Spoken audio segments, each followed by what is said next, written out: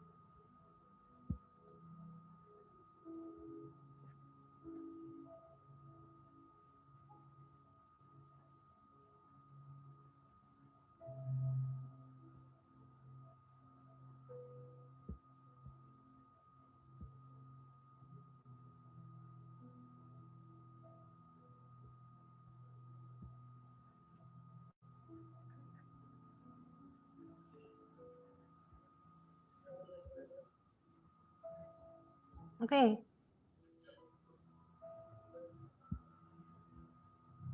Good morning, ladies and gentlemen. A very warm greetings to each and every one of you. Ladies and gentlemen, welcome to International Webinar on Recovery After Disaster, 27 January 2022, conducted by Universitas Langlang Buana and San Beda University, Philippines.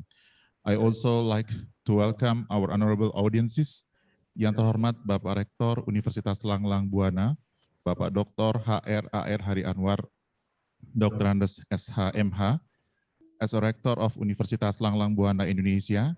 And also I would like to welcome to the Reverend Father Aloysius M.A. Amaranan OSB as a Rector of San Beda University.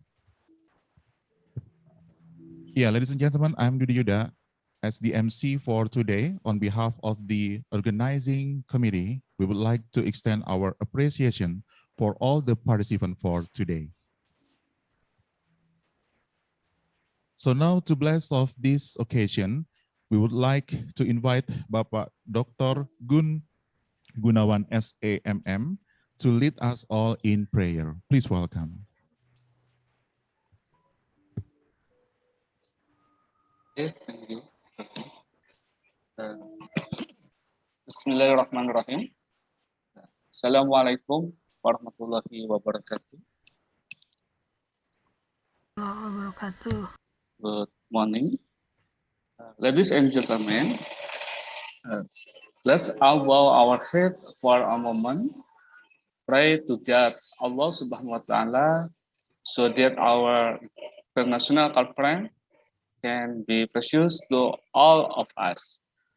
I lead this prayer based on the teaching of Islam, and those who are not Muslim, you are pleased to pray according to your belief. Alhamdulillah Rabbil Alamin, hamdan nasikin, wa yukaffir maridahu ya Rabbal lakal hamdu, kama yubayi li jalalil jihaka karib, wa adimin sultanika, Allahumma inna nas'aluka salamatan bidin wa afiyat tatfis jalsadin wa ziyadatan fil ilmi wa barakatan fil rizki wa taubatan qablal maut wa rahmatan indal maut wa magfiratan ba'dal maut. Allahumma fir lana wali walidaina wal muslimin wal muslimah wal mu'minin wal mu'minat ahya minhum wal amwat innaka sami'ul qarib ujalil da'watil ya qasiyal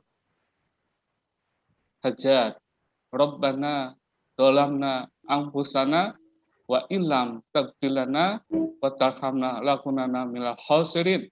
Rabbana atina fid dunya hasanah wa fil akhirati hasanah wa qina adzabannar. Assalamualaikum warahmatullahi wabarakatuh.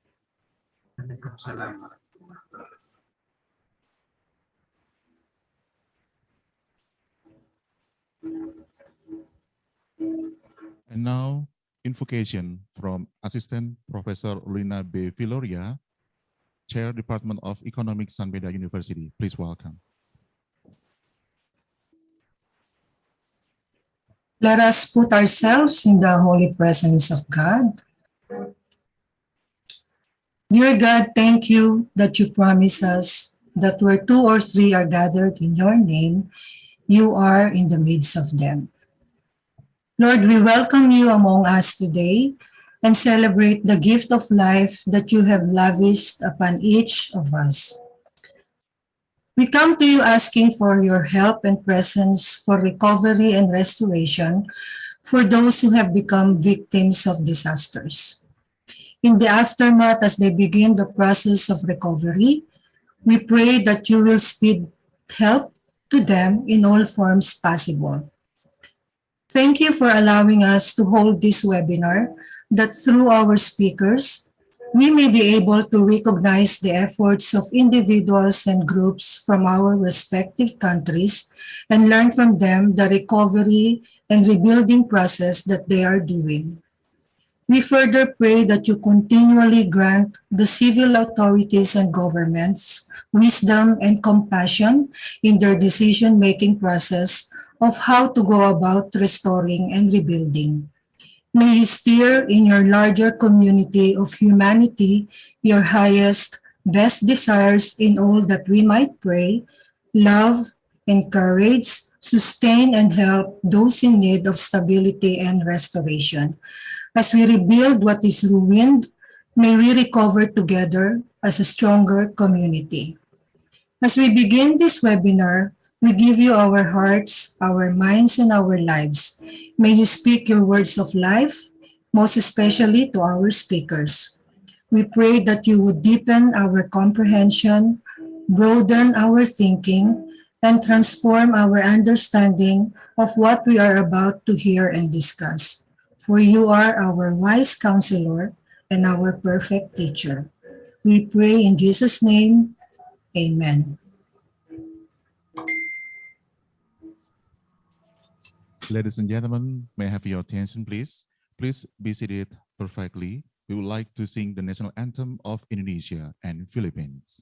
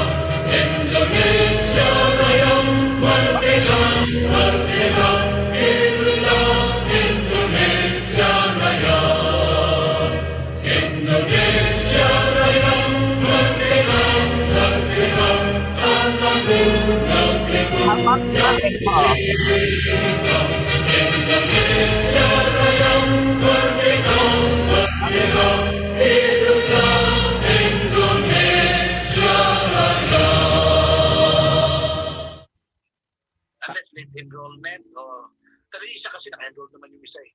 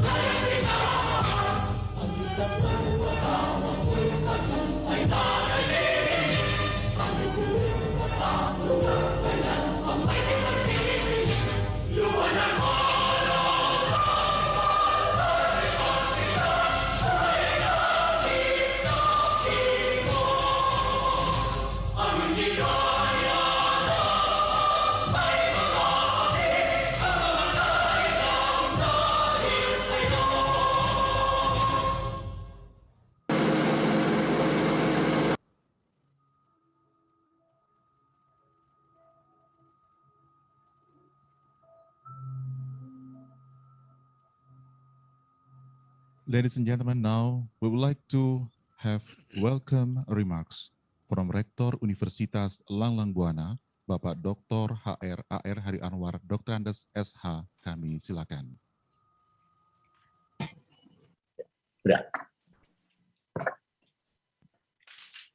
Honorable Rector, President of Sanbeda University Philippines, Master Rev.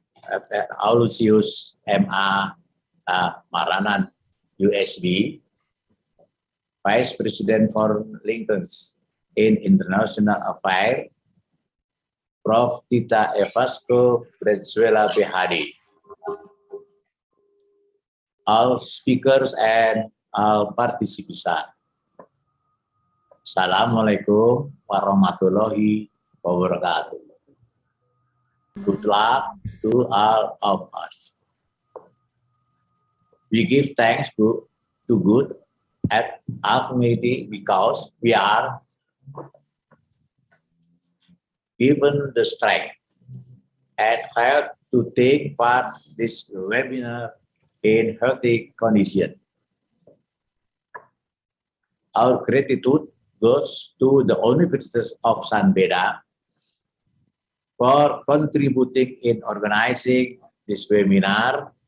And we also thank all the webinar participants wherever they are. International cooperation is an opportunity for universities to broaden their horizon and establish friendship with people from all over the world. Nowadays, all universities in the world cooperate with the other universities in order to exchange experiences and develop various programs, but in academic and non-academic fields. The theme chosen for the webinar is recovery after disaster.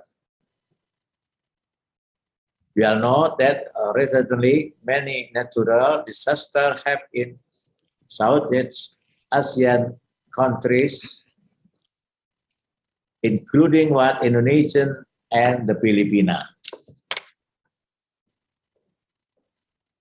Indonesia and the Philippines have the potential for natural disaster to occur, ranging from flood, landslides, earthquakes, volcanic eruption, and others.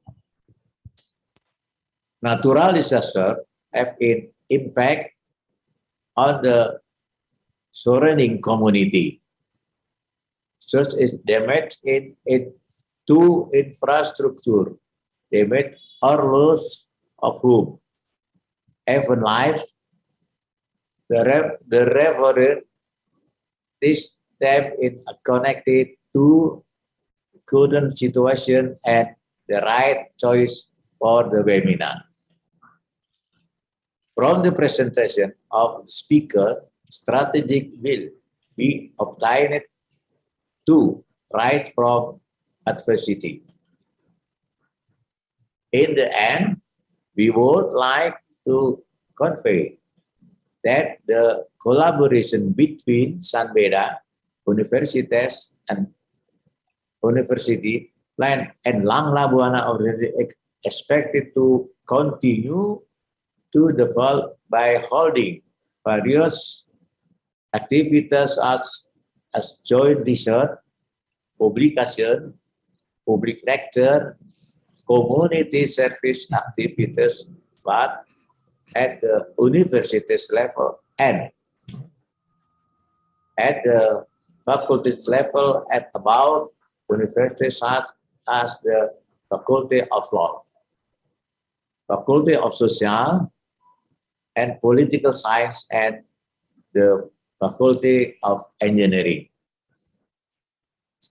We hope that these activities can contribute to the development of both universities and also benefit both parties. That is all from us.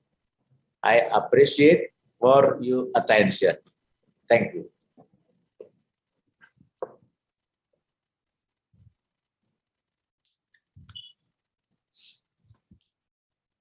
Opening message, we would like to invite Reverend Father Aloysius Ma Amaranan OSB as the Rector President from San Beda University. Please welcome.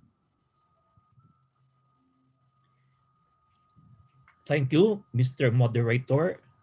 Good morning. Dr. Harry Anwar, Rector of Langlambuana University, Professor Dr. Davidsco Cristiana Victoria Marta, Director of Postgraduate Program, Langlambuana University, Professor Dr. Tita Ivasco Branzuela, Vice President for Linkages and International Affairs, San Beda University, to our esteemed speakers who will be introduced later, Dr. Henny Husnia and Dr. Lorenzo Clavejo, my dear administrators, faculty, staff, and students of Langlang Buana University and San Beda University, esteemed guests and participants from other universities, a peaceful, healthy good morning to everyone. The late US President Abraham Lincoln once said, "The dogmas of the quiet past are inadequate to the stormy present. As our case is new, so we must think anew and act anew. We must disenthrall ourselves, and then we shall save our country." Quote unquote. These words of Abraham Lincoln are very much relevant today as we face different crises of our time with natural and man-induced disasters such as floods, earthquake, volcanic eruptions, typhoons, tsunami, and on top of this tragic COVID-19 pandemic. Thus, we are all compelled to think and act anew in order for us to be more resilient in facing these kinds of unprecedented catastrophes and to have a collective consciousness on the best possible solutions towards post-disaster recovery. With the Philippines and Indonesia being located along the Pacific Ring of Fire and the Pacific Typhoon Belt, our two countries' vulnerability to natural calamities have escalated beyond control, bolstering their disastrous effects, which require our fastest possible solution to mitigate their impact in our lives. Cognizant of the impact of the current health crisis, our collaborative actions towards recovery is crucial to our economic and social development during this post-recovery and post-disaster program. To attain this, an excellent combination of top-down institutional changes and strategies with bottom-up, local, and effective community-based approaches is deemed necessary in the government's implementation of each plan of action, including our own educational programs and initiatives. With this having in mind, our webinar today aims to elevate our awareness and to widen our perspective on disaster rehabilitation and synergistic recovery for both the Philippines and Indonesia. This international webinar is a testament to our university's unfaltering commitment to deliver quality education for lifelong learning because at the end of the day, our students, our faculty, our administrators, and all of us are urged to act together since we cannot escape the reality of the ferocity of the consequences of our environmental, social, economic, and health problems. Thus, the means for our safety and recovery are in our hands as stewards of God's creation for this our generation and the future of our world. Once again, I welcome you all to this international webinar, the first activity of the University of Langlandwa and San Beda as partners, which is aligned with the Sustainable Development Goals. And with this, please allow me to express my utmost appreciation for your active participation and for the ultimate preparation of our organizing committee members. Let us all work together then as we pursue our educational mission and at the same time continue praying for a disaster-free New Year 2022. Onwards for the Indonesia and the Filipino people and the whole world. May we have a meaningful and fruitful webinar. God bless you, my dear friends. Good morning.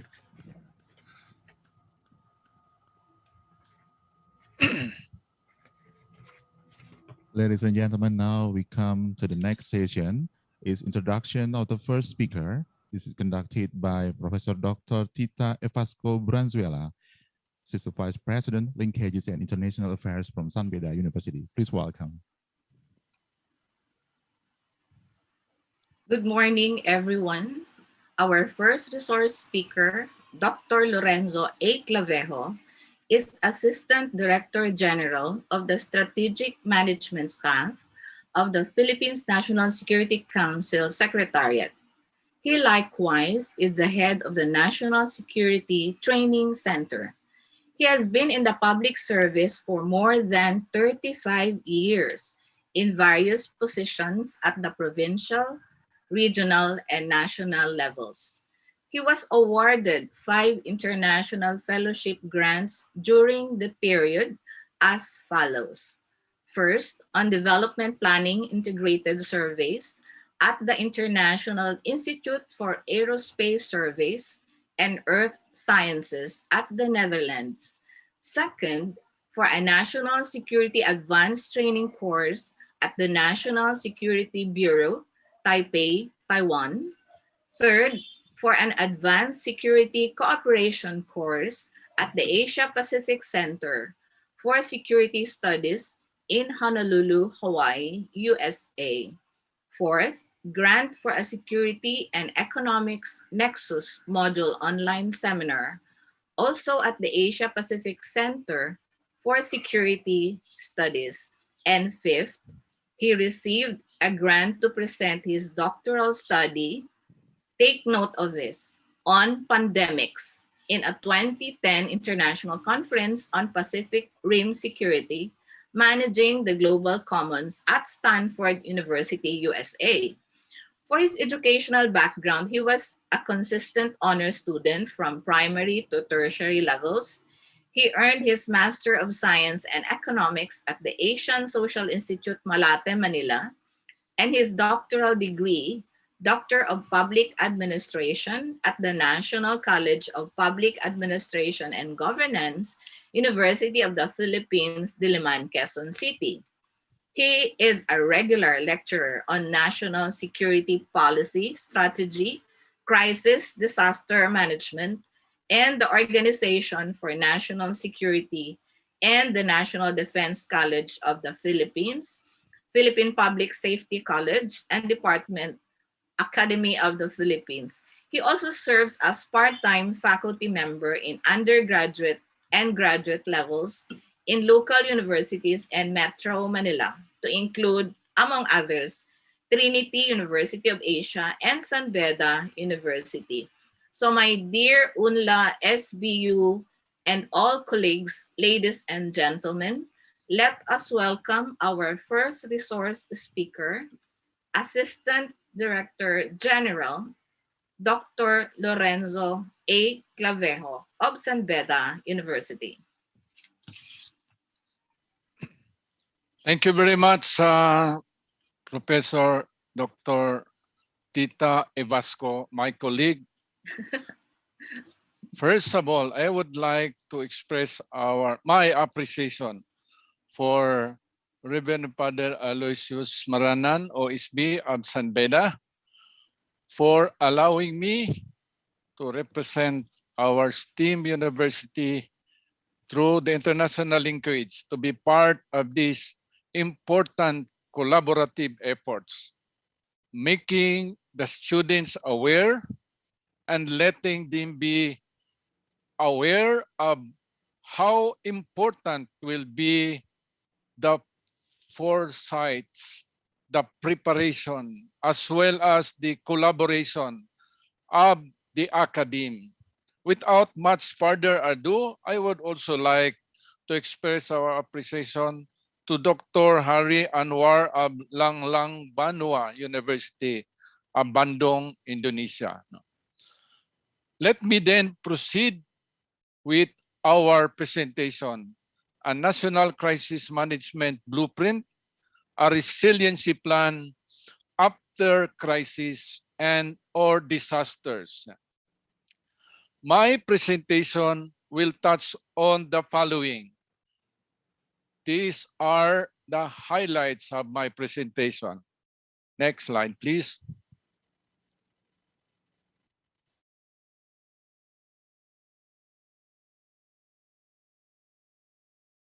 Our next slide.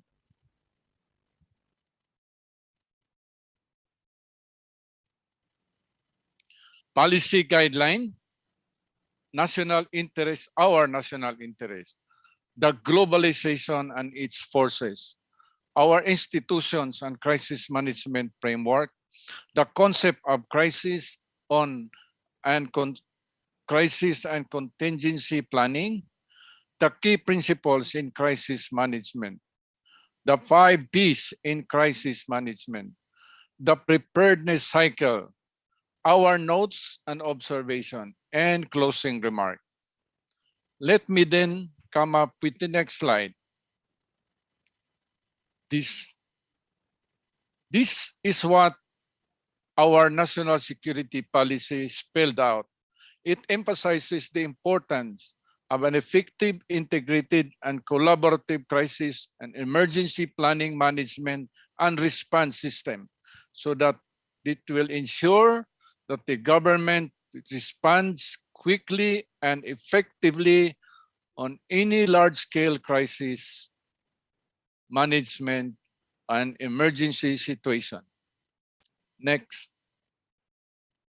These are our national interests: public safety, law and order, and justice, socio-political stability, territorial integrity, economic solidarity and sustainable development, ecological balance, our cultural cohesiveness, our moral and spiritual consensus, and our international peace and cooperation. All of these make our national interests be holistic and focused on the welfare and well-being of the Filipino people. Next slide. Our strategic environment. These are just snapshots of what Reverend Aloysius Maranan talked about. The multiplicity, the multidimensional aspect of what it means to prepare for any disaster, emergencies, or crisis situation. And as also spelled out by Dr. Hari Anwar, we are experiencing almost the same similar natural man-made calamities, volcanic eruption, typhoon, that includes flooding. Then you have Typhoon Rai and the present global menace of pandemics that appear to be mutating every time there are waves and there are alert signals in the global scenario. Next slide. And so given this, we start with what is the global wave? How does this globalization relate to our national and regional preoccupation?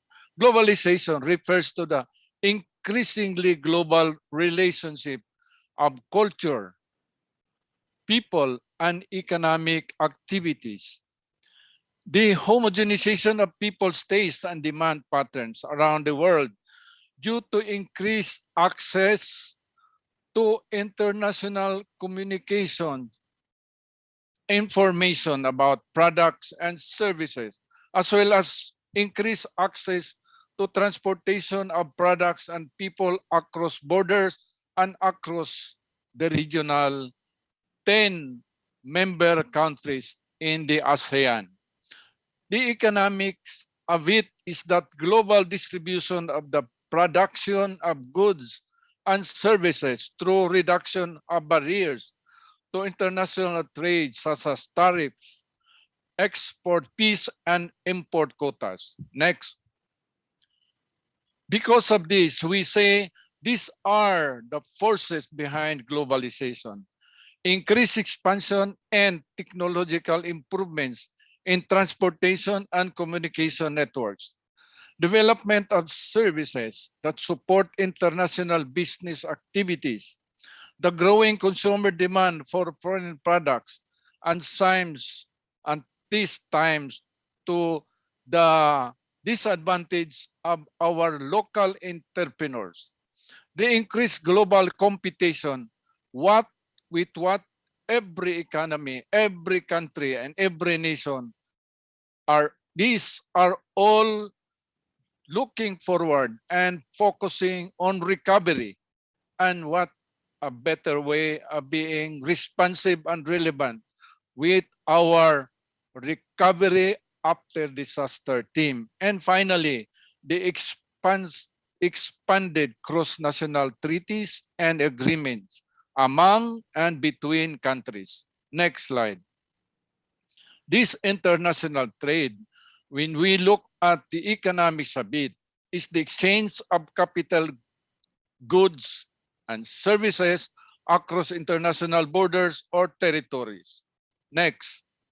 And so given this international competition and collaboration focus, we now look into our institutional share in making our preparedness, our resiliency be attuned for the welfare and well-being of our people. Our National Security Council. The NEC is an advisory body of the President. And this National Security Advisor wears multiple hats as concurrent Director General of our National Security Council. He ensures that the policies formulated by the NEC are approved by the President and are effectively and efficiently implemented with the rest of the bureaucracy, with the different clusters, and definitely with the participation and involvement of the civil society and the private sector. Next slide. And so our National Security Council in the Philippines, the primary function of the NEC in relation to crisis management is to evaluate and analyze information, events, and incidents in terms of its risk, the pose or implications upon and or threats to the overall security and stability of the nation. With this as our marching order, it also has ability to ensure that the purpose of recommending to the President appropriate responses thereto and or actions thereon. Next slide. How does this national security relate with the overall whole of nation approach? The NEC serves as the government's National Crisis Management Committee, addressing crises or incidents with broad implications on the exercise of sovereignty, integrity of national territory, maintenance of peace and order, and the protection of life, liberty, and property, and the promotion of the general welfare of our people. This is also spelled out in the Executive Order number 82, series of 2012, operationalizing the practical guide for national crisis managers and the National Crisis Management Core Manual, and establishing a national and local crisis management organization. Next slide. Our national crisis management has been through this core manual, and this spells out the courses of action, the cabinet officers who are primarily responsible in the various categories of emergencies, of crisis situation, both natural and human-induced or man-made crisis situation. Next slide. Policy references in crisis management. This is spelled out first and foremost in our 1987 Constitution. The prime duty of the government is to serve and protect the people, maintain peace and order, protect the life, the liberty, and the property, and promote the general welfare of our people. Next slide.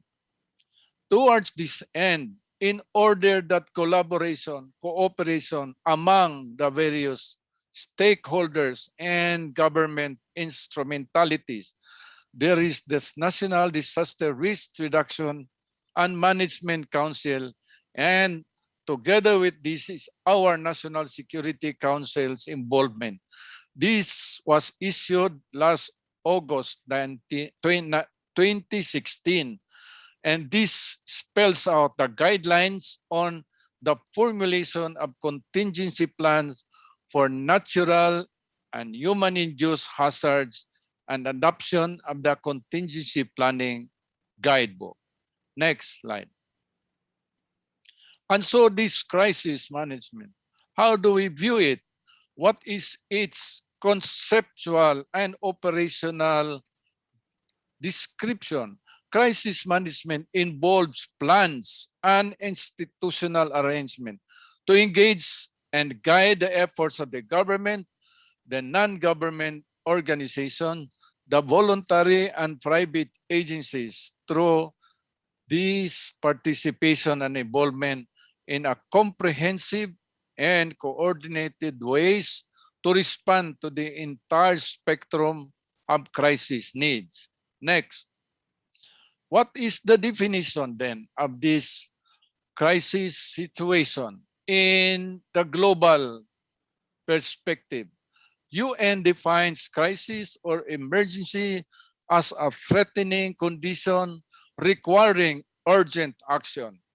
And because of this, we cascaded this to our perspective, our Philippine crisis management framework. And so, next slide. The understanding of crisis. It's a single crisis that is going to spawn another crisis or several crises happening in different places all at the same time. It may emerge from short, unexpected chain of events that could develop within minutes or unfold over days or months. As you can see, and as pointed out by Reverend Father Maranan and Dr. Hari, we are looking into the spectrum. We started, for instance, this crisis or disaster may start from natural calamities. And in the process of days and weeks, it may turn out to be a human-induced crisis. This is what we mean by the spectrum of disasters, starting with natural calamities. Remember, Typhoon Yolanda, it started with the strongest typhoon ever hit our globe.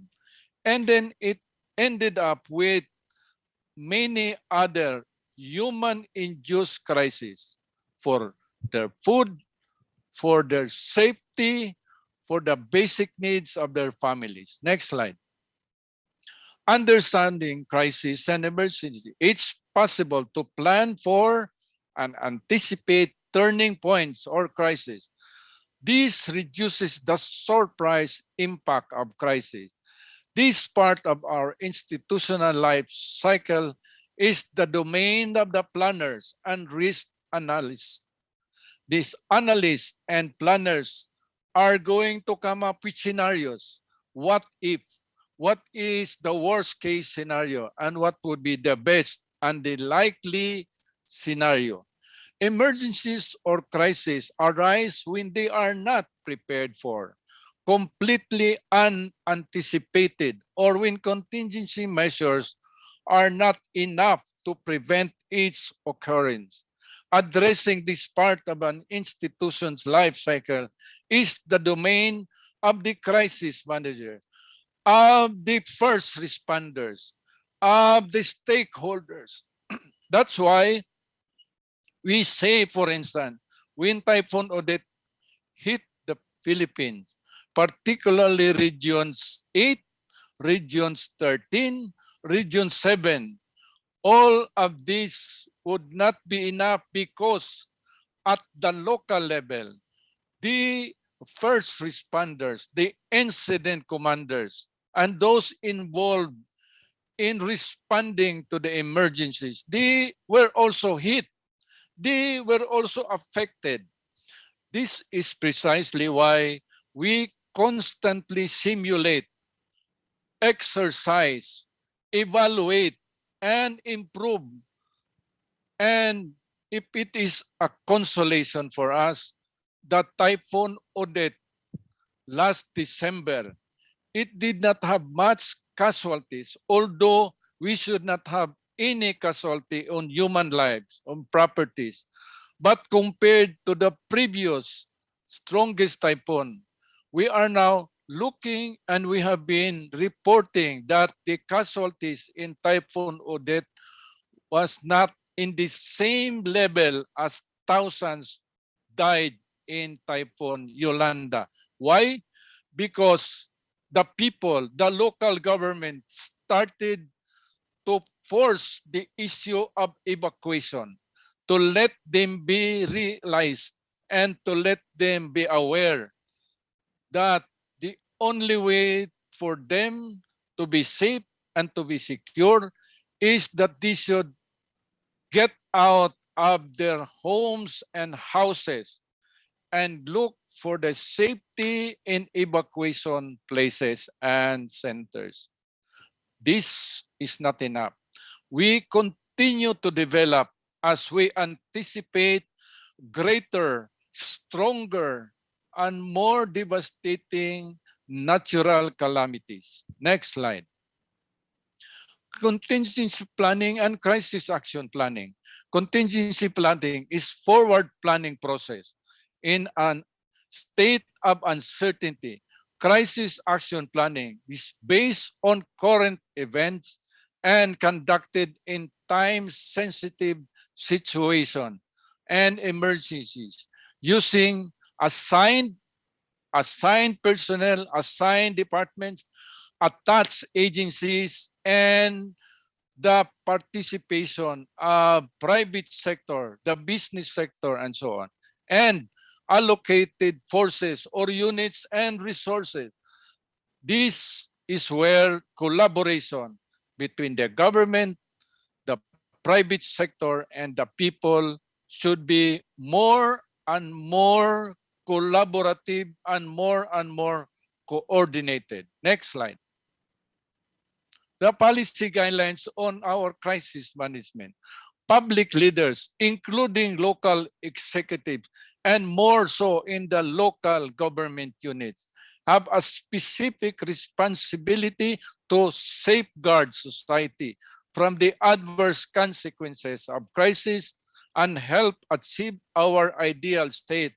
This is the reason why our president made it clear that in times of anticipated natural calamity, all local chief executive should be in their posts, the mayors, the barangay captain, the provincial governors. These should be in place rather than have the safety in a different location. In times of crisis, communities and other members of the populace expect their public leaders to minimize the impact of crisis at hand. Next slide. Human-induced crisis must be addressed at the lowest political jurisdiction, and that operational control should only be elevated when capabilities are not available at the local level, or when responsibility for management of the crisis has been acknowledged at a higher level. Next, key principles in crisis management. The whole of nation approach, encouraging participation of all stakeholders, strengthen interagency collaboration so that people would know where to go what to expect in this or that particular agency. Efficient situation awareness. It's not only through the radio, but through local government instrumentalities so that they are forewarned that the low pressure area and the low pressure alert signal may turn out to be a strong typhoon hitting any eastern seaboard of our country. Next slide. Tiered response to incident. Crisis begin and end locally. Local government units must be capable and effective. Some crises require response from other stakeholders or higher level, like mobility.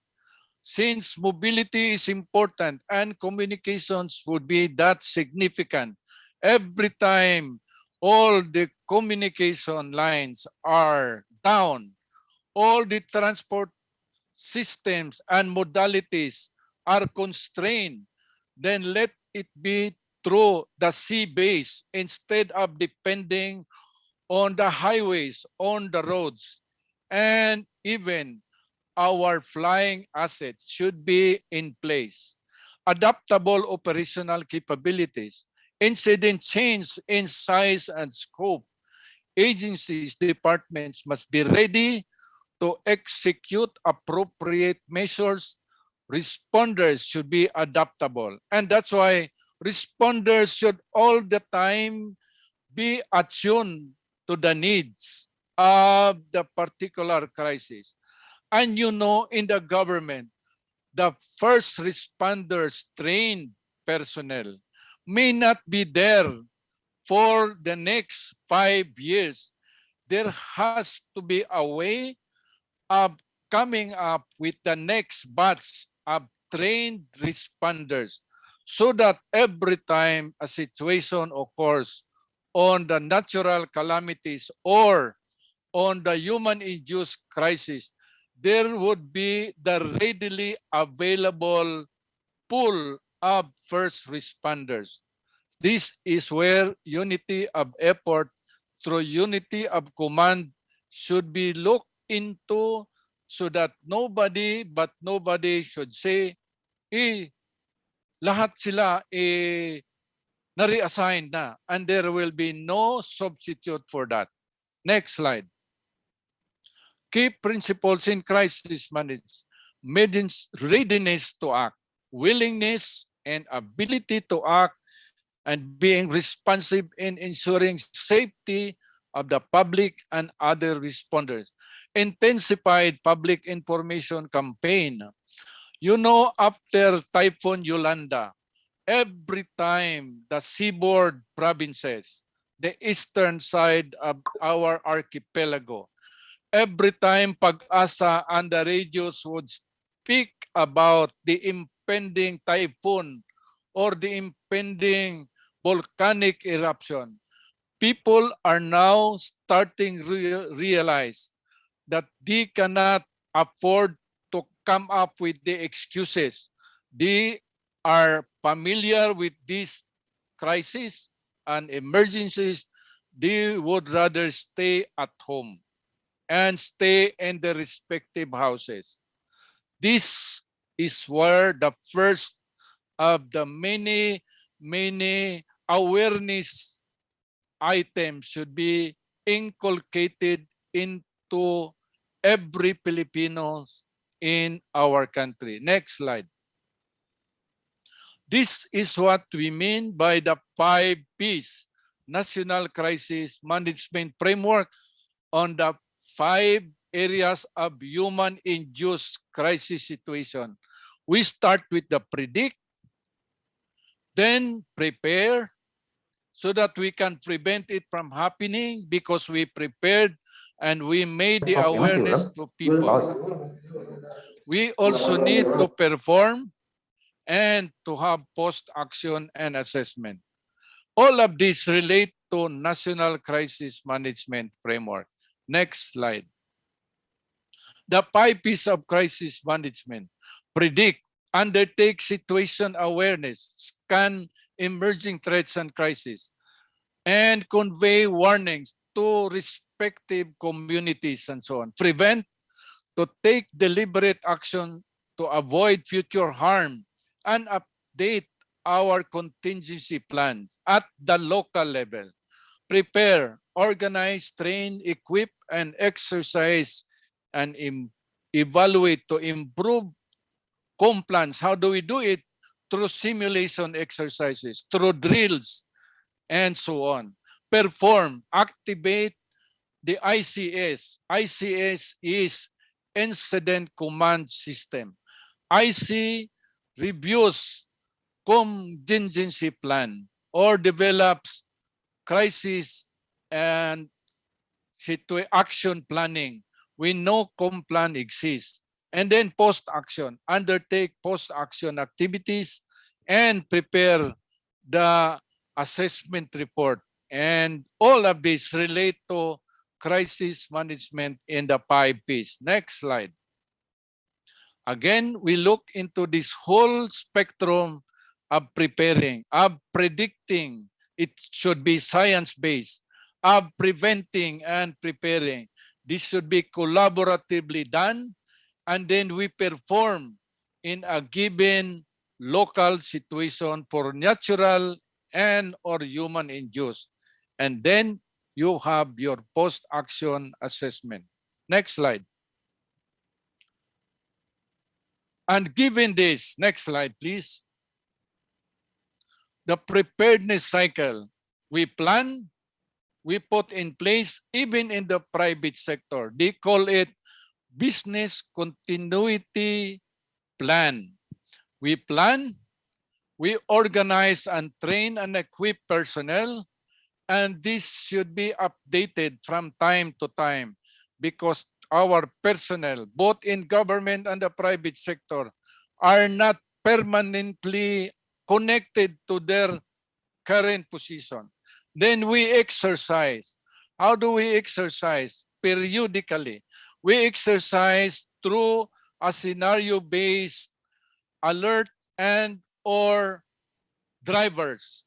And then we evaluate where did we go wrong? How do we improve it? What are the needed collaborative and coordinative mechanism? Now, every time we look up to recurrent problems, volcanic eruption and tectonic earthquake, we drill schools, buildings, communities. This is just part of the whole exercise because ultimately this is all about discipline, mental framework of what to do in times of disasters and emergencies. Next slide. Crisis management organization. I think for all intents and purposes, be it in Indonesia, in the Philippines, and elsewhere, we usually need to have the organizational setup ready for this. Next slide. Incident command system. Incident command system means it is on the ground. It is at the local level. You don't put incident command system at the national level because emergencies, disasters, and crises would have a specific address and would have specific faces. They have people on the ground. They have locations on the ground. That's why it should be in that context. And this would have the following set of personnel trained, set of guidelines through policies, set of action and steps we call the procedures, set of assets and instrumentalities and wherewithals to make the emergency response facilitate and be effective. And then all of this, we had to have an inventory of what we need, mobility, communications, and alternative communications line. Next slide. We, in this means that incident commander. This is a single person commanding the incident response. On-scene commander, that's when the first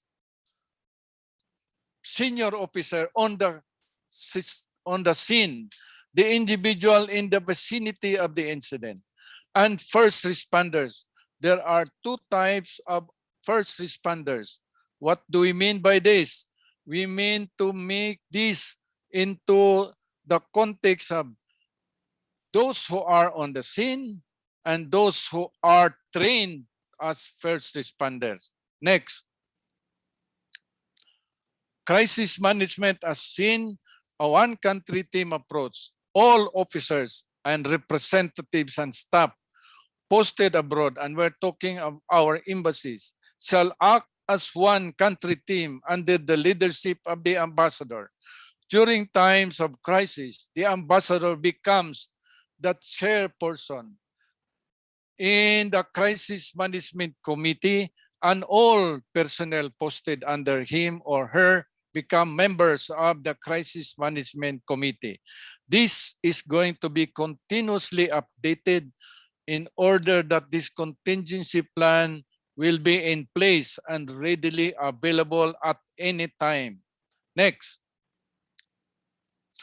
Where are we in our efforts to improve, to enhance, and to be responsive to the recurrent emergencies, disasters, and crises? Right now, we are looking into the Senate Bill number 25 or 205. This has been pushed by the executive, by our president, in order to ensure that we have this readily available, enhanced, improved, and coordinated system of response mechanism. We call this Disaster Resilience Act of 2019. But it is in this context that we say the participation of stakeholders, of citizenry, of the academy should be ensured. The people are the most important assets. But the policymakers, the legislators should listen to the local government units and the first responders so that together this collaboration and coordination becomes effective, efficient, and coordinated in responding to emergencies, natural and or human-induced. Next. And so given this, the state shall endeavor to ensure a strategic, systematic, continuous, and comprehensive way of responding to it, that a permanent, institutionalized, cohesive, and comprehensive framework for disaster preparedness should be in place, that the differing concerns and needs of various sectors or those with higher vulnerabilities, such as women, children, elderly, persons with disabilities, should be very much considered. Next slide. The implementation of the principles should be primary consideration and policy guideline to inculcate a culture of resilience and preparedness for natural disasters and human-induced. And so this should be more focused on the ground, at the local government units, at the institutions, in schools, in campuses, and in the communities. Next, what are our notes and observation? I am told by our Dr. Professor Tita Branzuela, I have to reduce it. So I have 1 more minute to do. What are the notes and observation? Governments, our government, and any government for that matter, have always been challenged and tested for their responsiveness in managing natural calamities, human-induced crises, and emergencies. Adoption and application of technology have allowed real-time monitoring of events and technical competence and skills evaluated. contingency plan are initiated and carefully developed by defining the emergencies and the situation on the ground. The state preparedness should be the primary duty of our government, but it should be a shared responsibility. Next slide. Our concluding remarks, 30 seconds. First, national resiliency is anchored on the people empowerment and people participation. Second, national recovery from disaster and or crisis situation is the concern of every citizen of the country. It is a shared responsibility of the people, of the government, and the business sector. Third, the country would be more stable and resilient if all departments and agencies of government, together with the private sector and civil society, and definitely with the academy, observe solidarity and team efforts in the pursuit of the national vision, a secure, safe community for sustained resiliency, peace, and development in our respective land, our countries, the Philippines and Indonesia, in the country and in the ASEAN. We should enhance coordinative mechanisms and collaborative efforts to address common issues and concerns for the welfare of our people. Let me then share the message of our national leader. Let us work together and lay a new foundation in which a better Philippines can be reconstructed. Help me build a better tomorrow. President Rodrigo Roa Duterte, Abedan, and part of our guide for this. Next slide. We have laid down the groundwork and are continuing to push for landmark reforms and key accomplishments up to the last days of my term. I have full confidence that the Filipino spirit will persevere and triumph. Together, let us rise as a nation, as a region, as ASEAN. With this, we now end my presentation. Mabuhay. Salamat po. Terima kasih. Selamat jalan. At good day to everyone. Thank you very much. Ladies and gentlemen, and also our honorable audiences, well, we can proceed to the next session is introduction of the second speaker.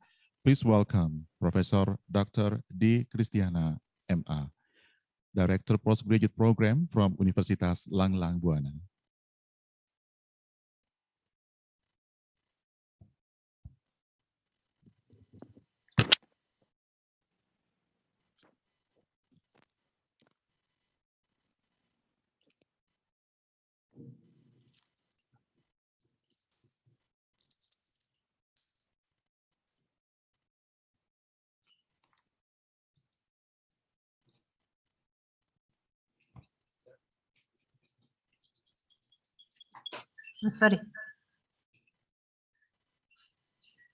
I'm sorry.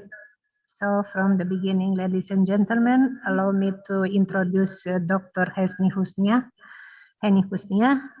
She is currently the Dean of Engineering Faculty, Langlang Buana University, but before she graduated from Department of Statistics, Pajajaran University, and received her Master and PhD from Industrial Engineering, Bandung Institute of Technology.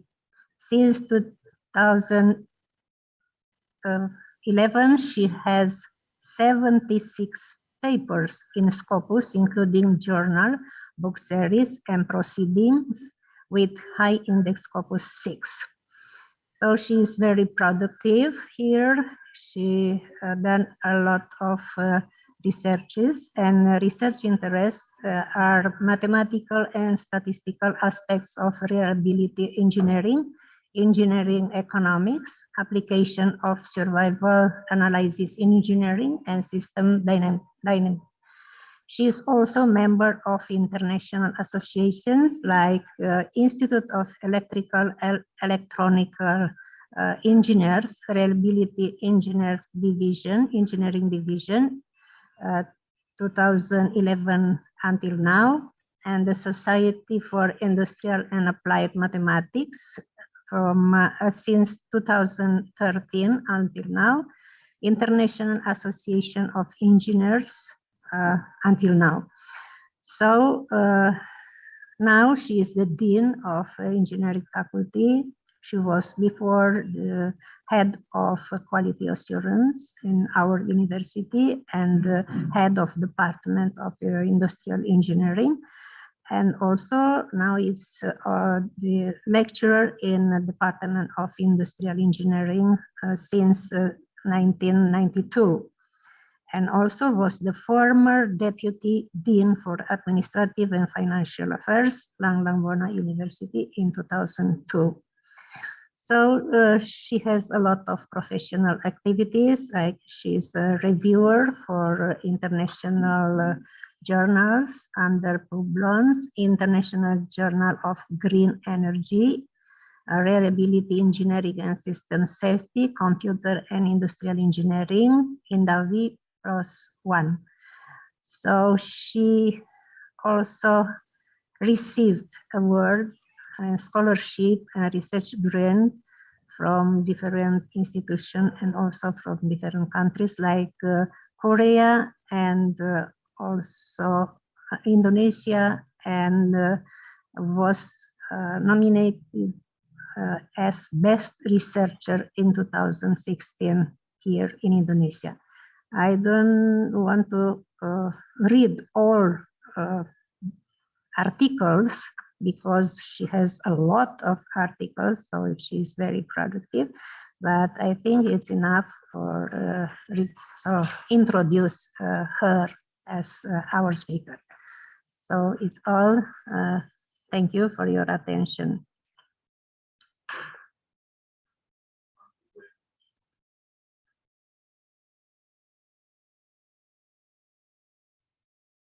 Okay. Thank you, Professor Davidescu Christiana, for introducing me. Bismillahirrahmanirrahim. Assalamualaikum warahmatullahi wabarakatuh. Good morning. Let me say thank you to the Rector Universitas Langbona that let me present our presentation today, and let me say thanks to the Rector of Sanbeda University that let me present those papers that in this webinar. I will start to share my presentation.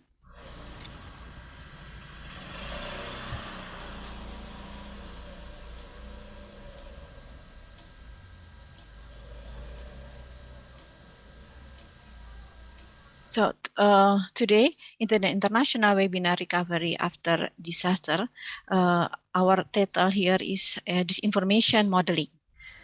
So this outline of this presentation is divided into 5 sections. First is prologue, and then understanding disinformation, hoax or rumor, and then disinformation, hoax, and rumor modeling.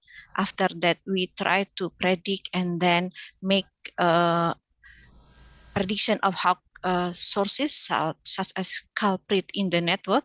And the fourth section is some interpretation and view regarding the hoax countermeasures. And last but not least, the epilogue.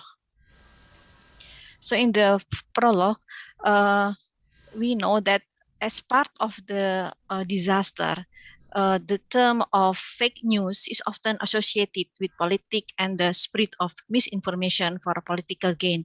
But it is also a problem in the world of emergency management, such as the first speaker said.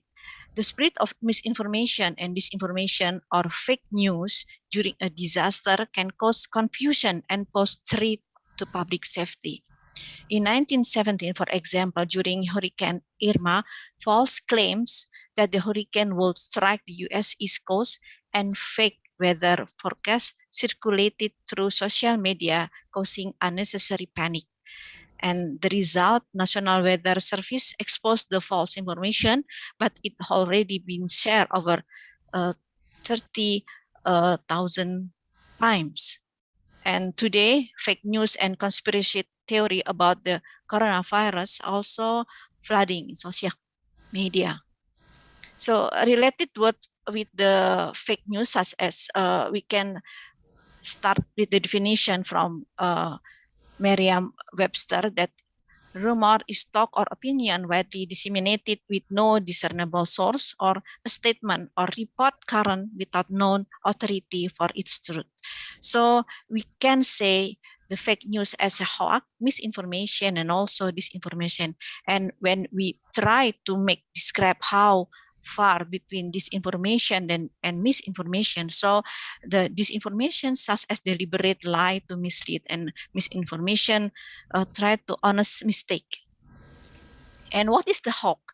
According to Merriam-Webster, as a verb, hoax is a trick into believing or accepting as genuine something false and often preposterous. And as a noun, hoax is an act intended to trick or dupe.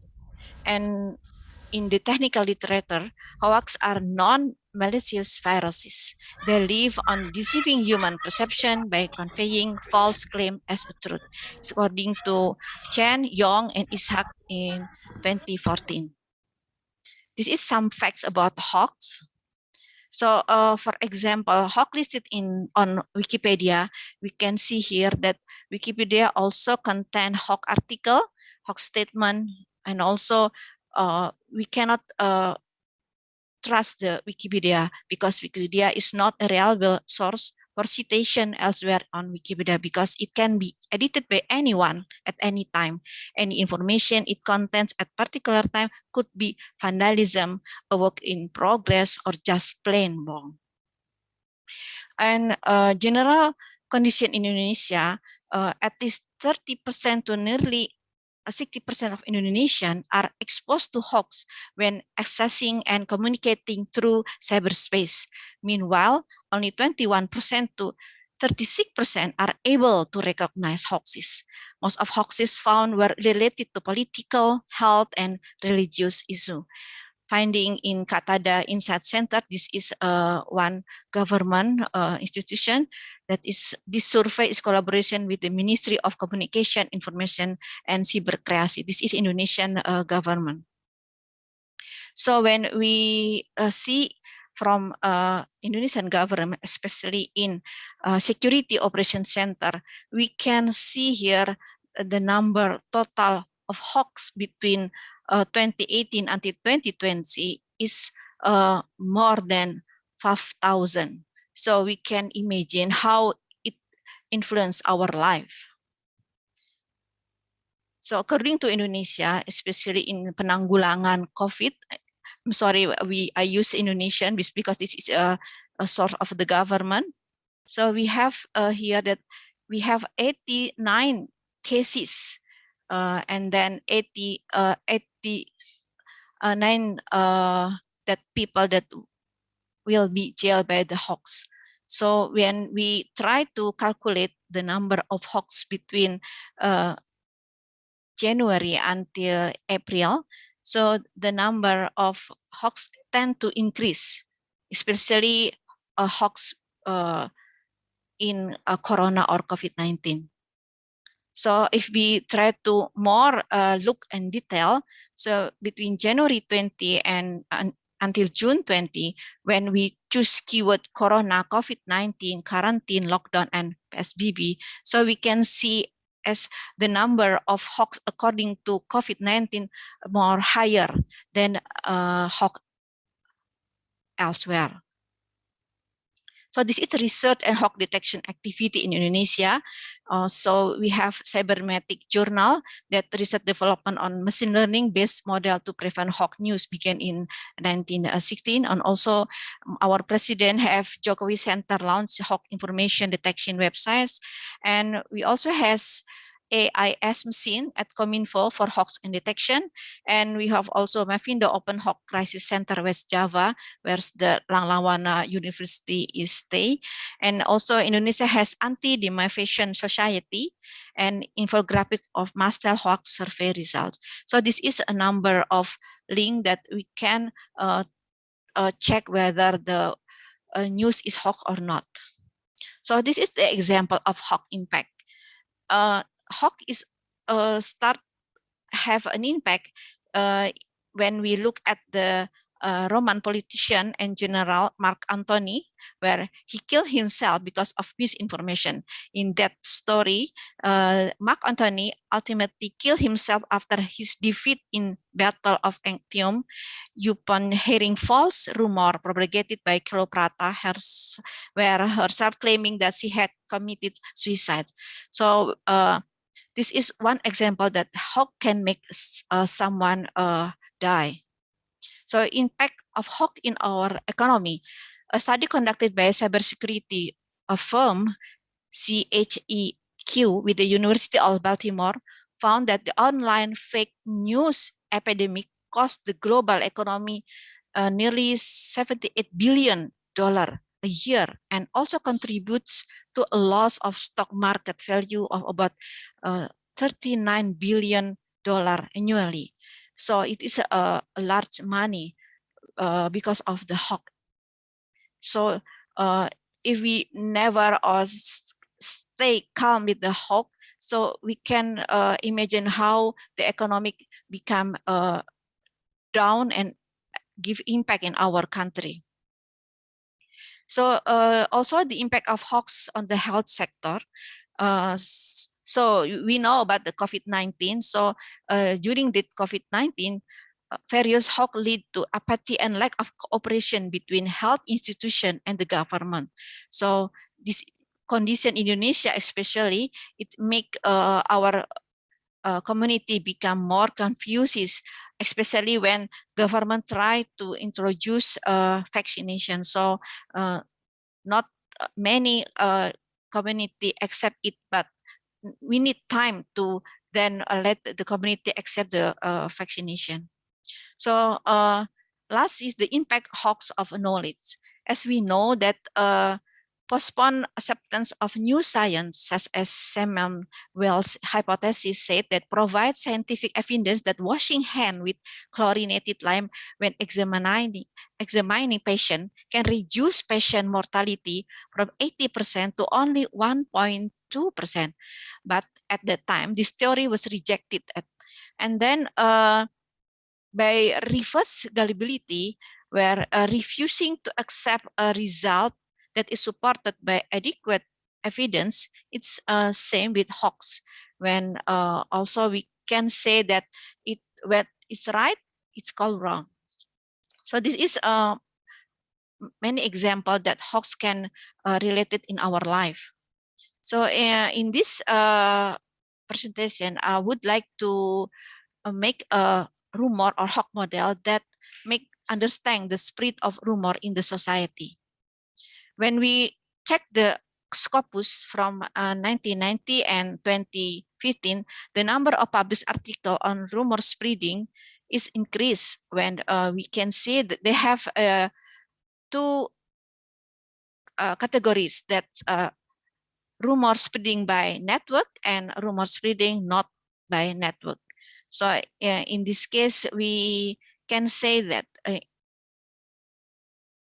and when we plot in the graphic, we can see that more of the paper according to rumor is based on mathematics. So in this case, we try, especially as Professor David Christiana said, and my research is one is in mathematical modeling. So we want to use mathematical modeling to analyze the hoax in real life phenomena. So this is, I think, one reason why we want to use mathematics to analyze the hoax.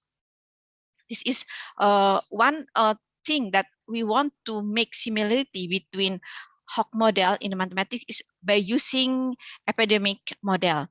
Why we use that model? So because in epidemic model, model can spread into another from susceptible to infected by some infection. So in this case, we can make same simulation between hawk people who never touch the hawk, and then after the infection they can become spreader the hawks.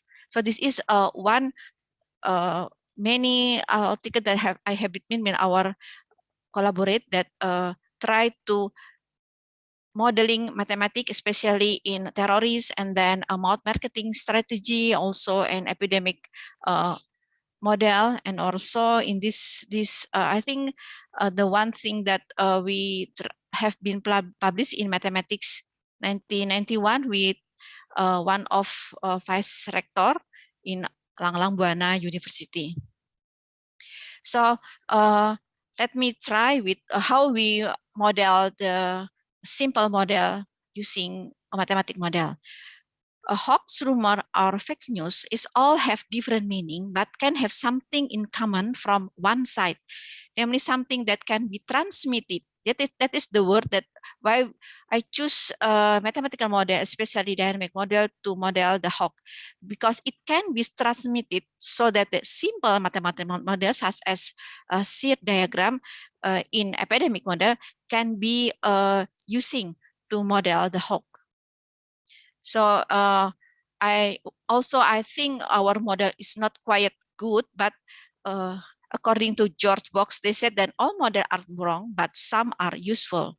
So in this problem classification, we want to know the number of hoaxes versus the dynamic of single hoax, and also we want to hoax detection, sentiment appraisal analysis, and make a classification such as fake detection, similarity document, classification, sentimental analysis. And also in this classification, we want to know if we introduce network in our model, how far it can predict the hoax spreading. So in this, many literatures say that hoax transmission dynamic can use shear, share, and many dynamical system and system dynamic. And also hoax intervention and control problems such as modern optimization method. So spread and dynamic of single work is the majority of mathematical model for spread of rumor as inspired by compartmental-based epidemic model, where the population is divided into different compartments depending on their status. So in epidemic model, we have compartment. So in this case, for susceptible or infection or recover model, or we can see SIR model, we have 3 compartments. So in our hoax model, we try to make a 3 compartment also, such as ignorant, spreaders, and then stiflers, where ignorant is defined as individual who do not know hoaxes, and spreaders is individual who already know the hoax and spread the hoax, and stiflers individuals who already know the hoax but do not spread the hoax.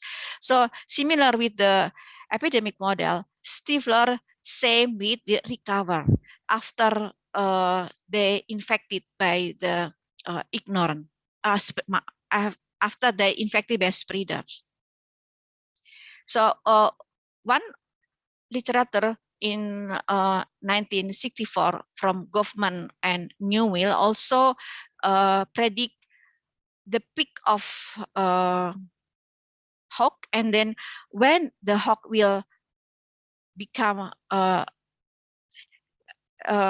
by in time it will decrease. So in this formulation, Goffman and Neville said that the spread of hoaxes was caused by a forgetting process. By the forgetting process, in their model, they said that the hoax will be decreased and also nearly to 0.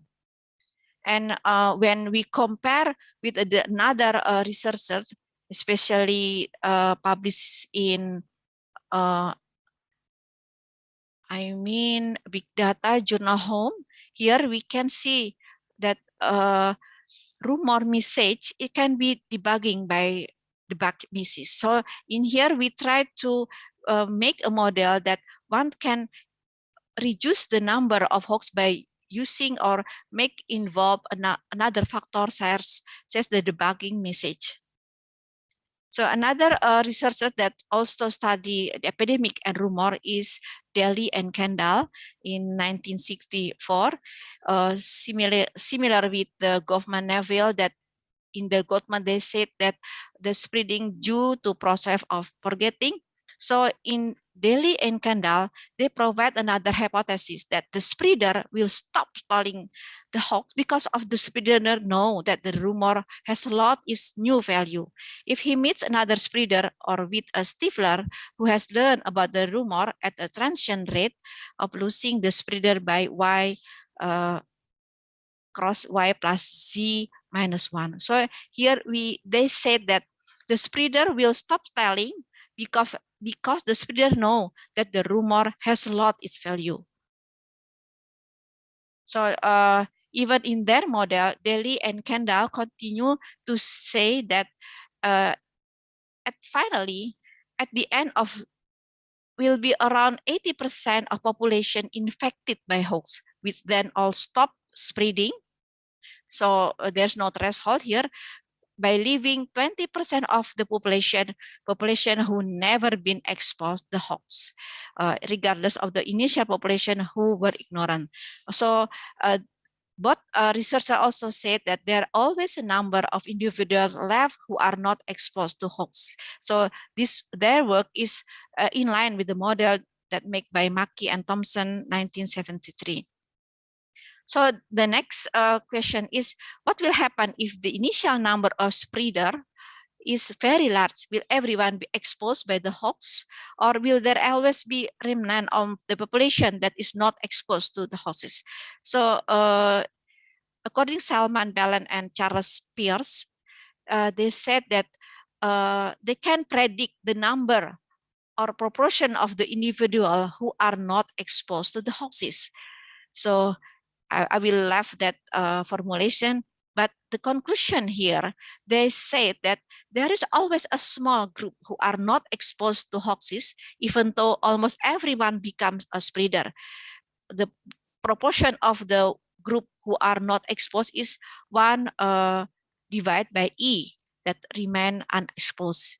So I think this is one thing that we can study, that all model that they learn, they said that always have group of people that not exposed with the hoax.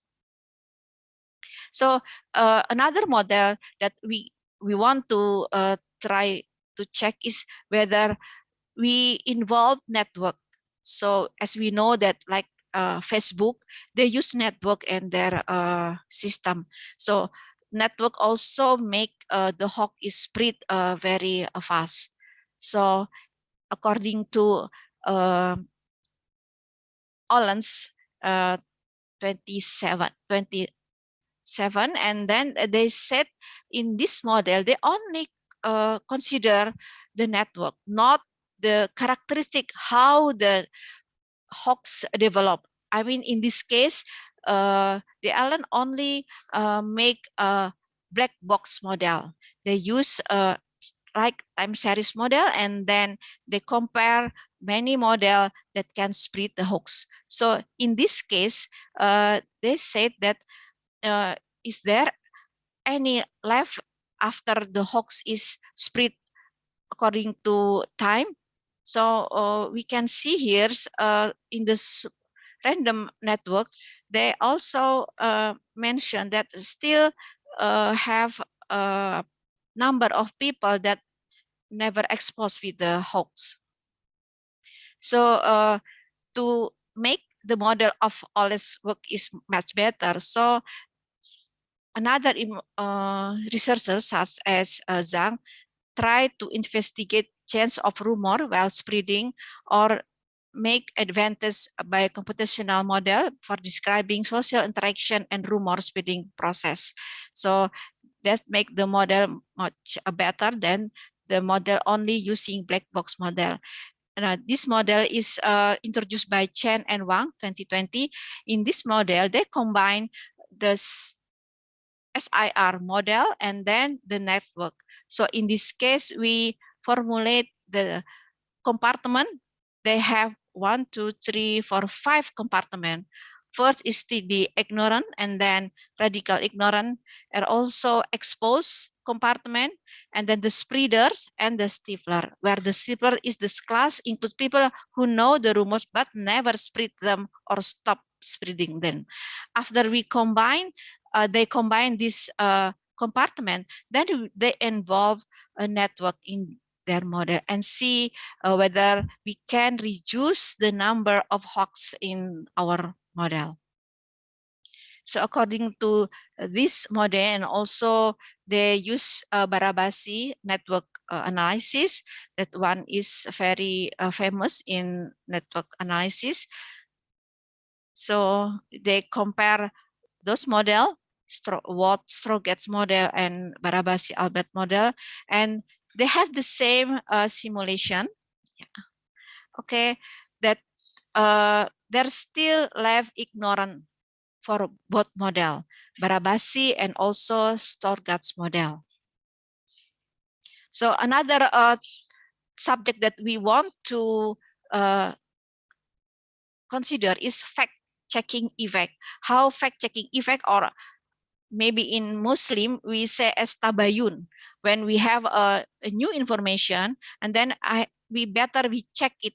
So how the fact-checking effect can introduce the hoax.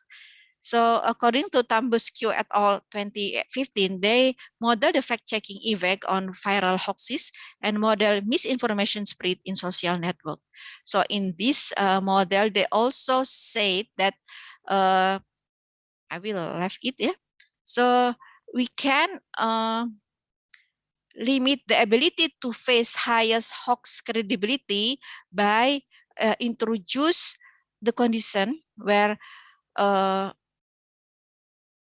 we have to intervention by using a value of alpha, where alpha is same such as check information and then fact checking.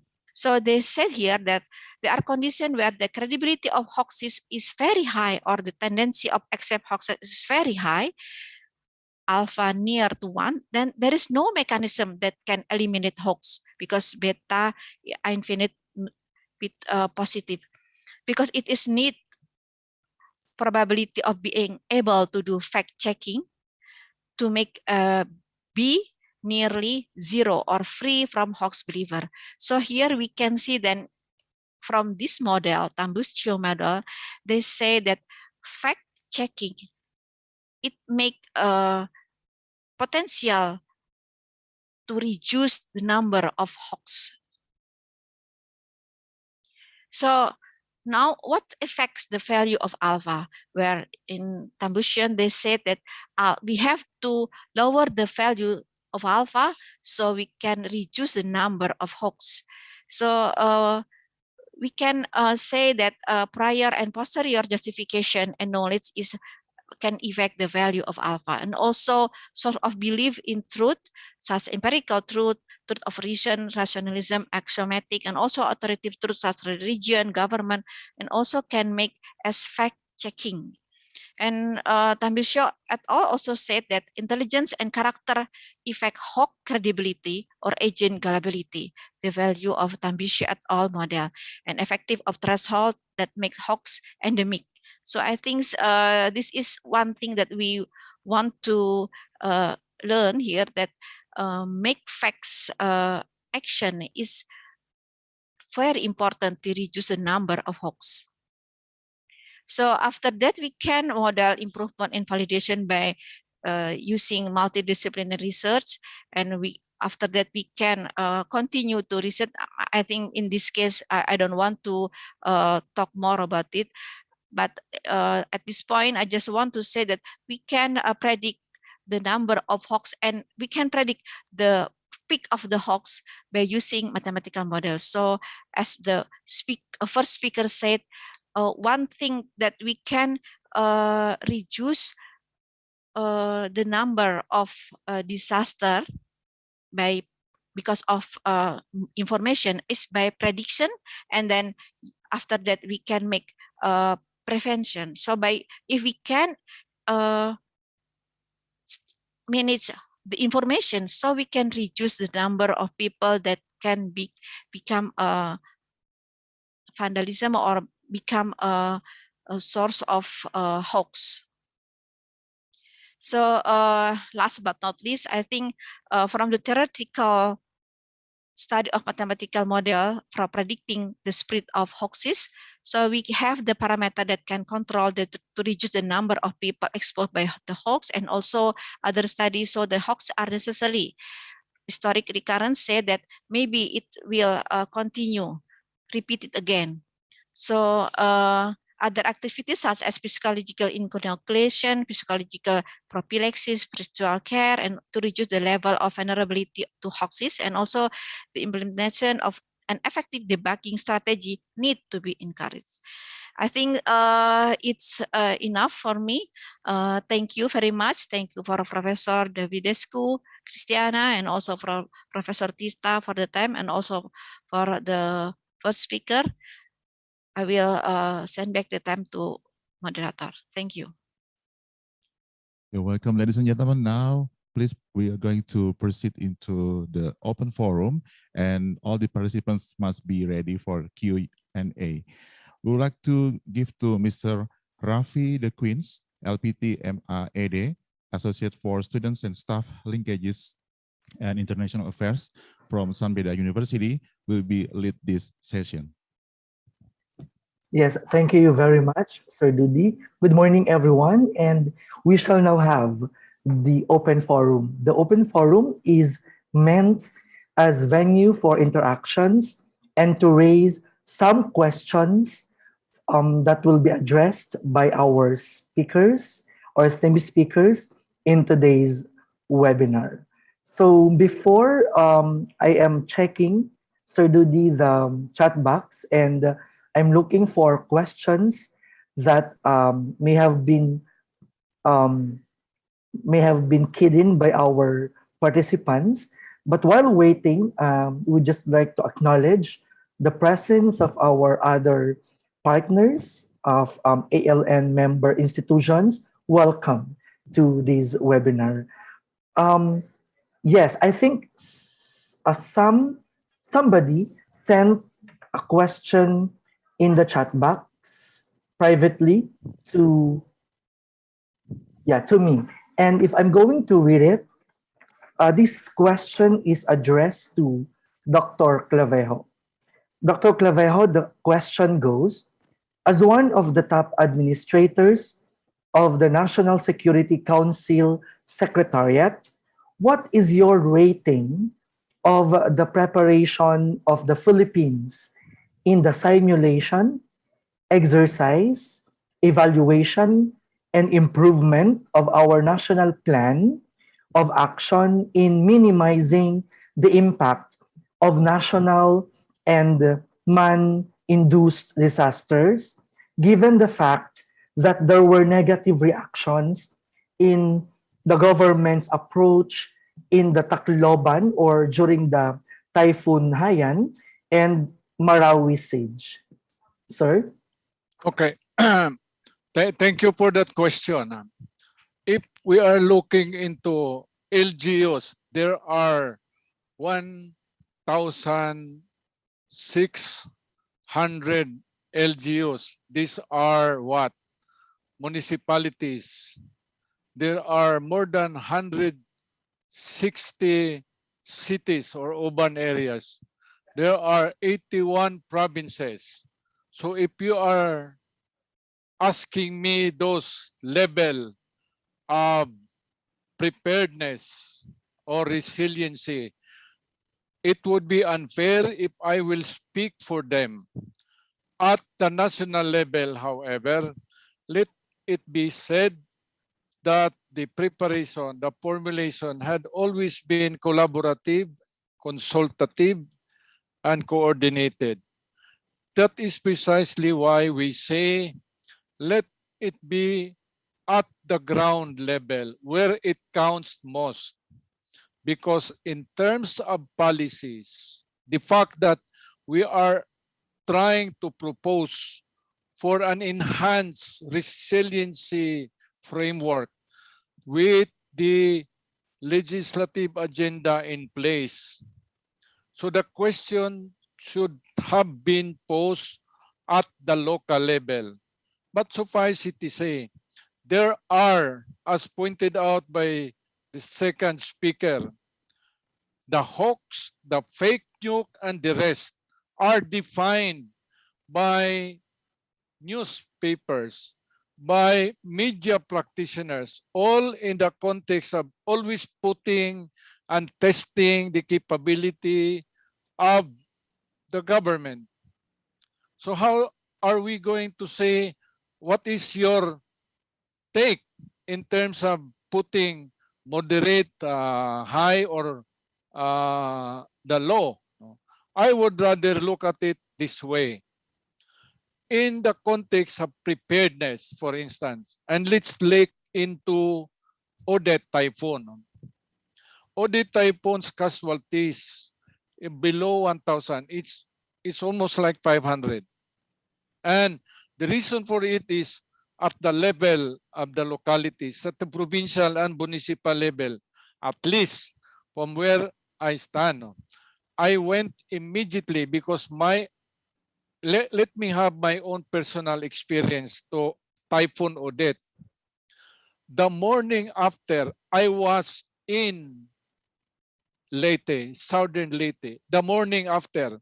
So Typhoon Odette hit Region 8, Caraga, Region 7, Central Visayas, and so on. Caraga is the provinces, the two Agusan, the two Surigao, and Siargao. No? I was in Southern Leyte the day of the morning after, and I could see for myself how devastated even the post, electric posts without branches, without leaves, fell on the ground. So that's how strong the typhoon is. 160 kilometers per hour. So how do we treat its locality in terms of preparedness? Which is the reason why it has to be continuously updated. Why? Because if you look at Yolanda, you know, Typhoon Yolanda hit Eastern Visayas, that's Leyte, Samar provinces, and Biliran. The people there are used to having typhoons. And the typhoon that they would not mind so much as the typhoon with what, 50 kilometers per hour gustiness and so on. But nobody talked of the storm surge. And so coastal communities, those whose communities are threatened by storm surge, they did not know what to do when the typhoon hit the province of Leyte, of Samar. So how are we trying to do into it? The current situation is we have to go back. We have to unify efforts. I would rather not comment on the readiness of Yolanda. It's in the past. It was a lesson learned. Now we are looking into Odette. There was an improvement in terms of casualties, but more than that, there had also been a lot of lessons to learn and to improve. LGUs, particularly in the mobility of goods and services. Why? During Yolanda's incident, there was a clog up of mobilities of goods and services for relief operations. Where? In Matnog. pardon for the Indonesian counterpart, the Roro connecting one island to the other. It's almost like having what? Kilometers, 7 kilometers of queued transport system. Now, is utilizing the assets of the Navy, the Air Force, and the PNP. These are some of the coordinative mechanisms that need further improvement. What about ability to respond? Up to now, as I speak, the connectivity, the energy, the electricity transmission lines, and the distribution from the generation to their homes are still in the process of being reconstructed, being rebuilt. So how do we rate them? There has to be a way by which all of this need to be back to the planner's guideline and planner's workshop.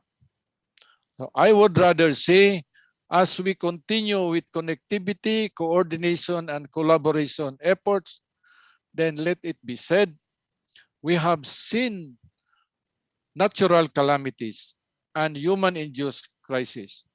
We have seen how important leadership action should be. But more than that, it should be considered at the ground, on the ground level. I hope that answers the questions posed. Great thoughts, Dr. Lorenzo. And just to reiterate, it's more on the collaborative effort Yes. that the government should do, the leaders, in order to address such problems about disasters. Thank you so much, Dr. Clavejo. I think that's one of the questions in the chat box. I'll go back to the chat box later, but can we give the floor to Sir Jocotris Rosso for his question? Sir, take it away. Yes, thank you very much. My question directed to Dr. Lorenzo. Yes, thank you. Thank you for your presentation. As you know, Indonesia has a very high potential for disaster, because we have so many volcanoes. We have about 146 volcanoes, and 76 of them are still active. And we have also high rainfall, so flooding or landslide can be one of the disasters.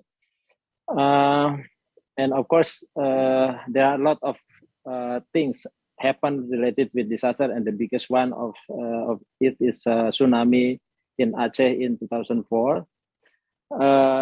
And it gives also us a very important lesson how to tackle the disaster. But what I see, even though we have already laws, number 24, 2007, related with disaster management, there are still some weaknesses in order to tackle this disaster.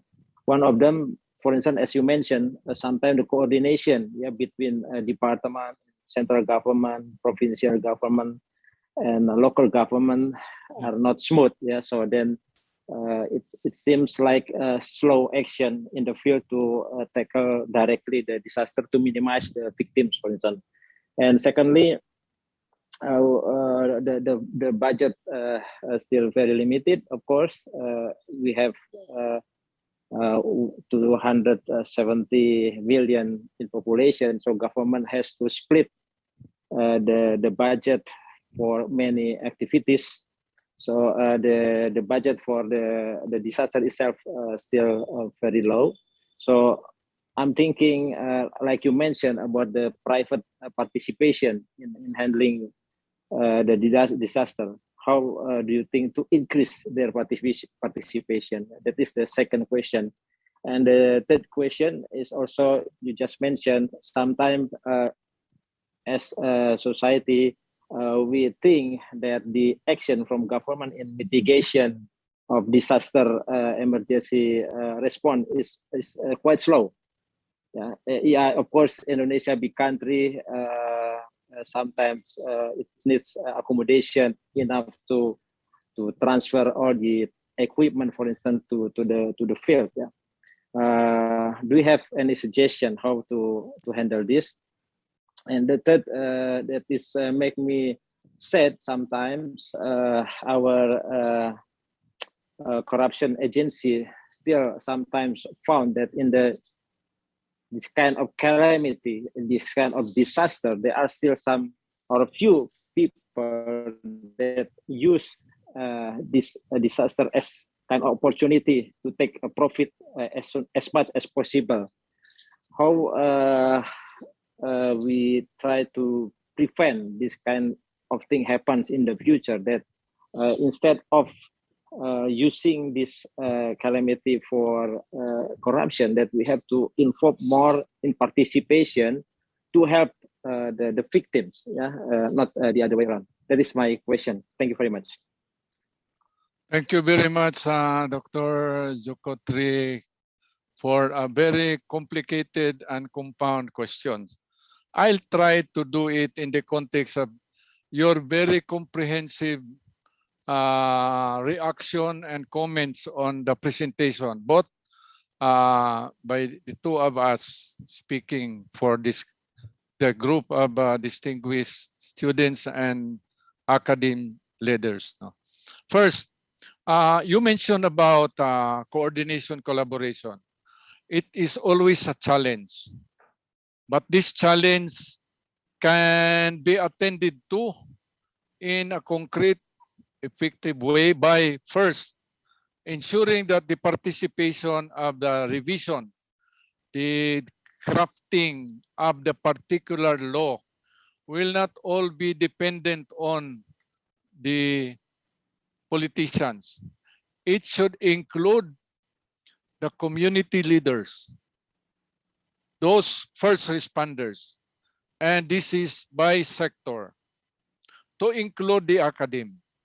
Because if there is one advantage in the academe, it's the ability to speak out no matter what it takes, because that's how the academic world exercise their freedom of speech and so on.